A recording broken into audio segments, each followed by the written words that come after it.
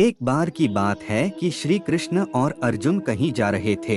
रास्ते में अर्जुन ने श्री कृष्ण से पूछा कि प्रभु, एक जिज्ञासा है मेरे मन में, अगर आज्ञा हो तो पूछूं। श्री कृष्ण ने कहा, अर्जुन, तुम मुझसे बिना किसी हिचक कुछ भी पूछ सकते हो। तब अर्जुन ने कहा कि मुझे आज तक यह बात समझ नहीं आई है कि दान तो मैं भी बहुत करता हूँ, परंतु सभी लोग कर्ण को ही सबसे बड़ा दानी क्यों कहते हैं। यह प्रश्न सुन श्री कृष्ण मुस्कुराए और बोले कि आज मैं तुम्हारी यह जिज्ञासा अवश्य शांत करूँगा। श्री कृष्ण ने पास में ही स्थित 2 पहाड़ियों को सोने का बना दिया। इसके बाद वह अर्जुन से बोले कि हे अर्जुन, इन दोनों सोने की पहाड़ियों को तुम आस पास के गांव वालों में बांट दो।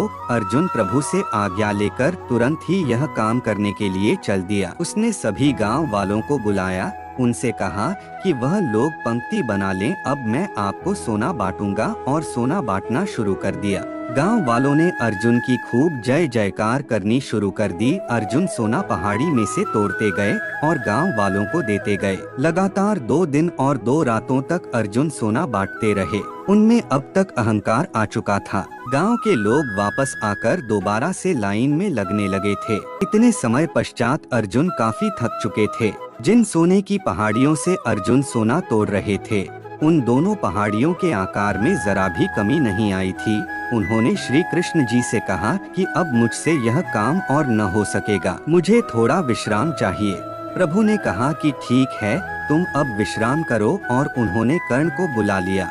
उन्होंने कर्ण से कहा कि इन दोनों पहाड़ियों का सोना इन गांव वालों में बांट दो। कर्ण तुरंत सोना बांटने चल दिए। उन्होंने गांव वालों को बुलाया और उनसे कहा, यह सोना आप लोगों का है, जिसको जितना सोना चाहिए वह यहाँ से ले जाए। ऐसा कहकर कर्ण वहाँ से चले गए।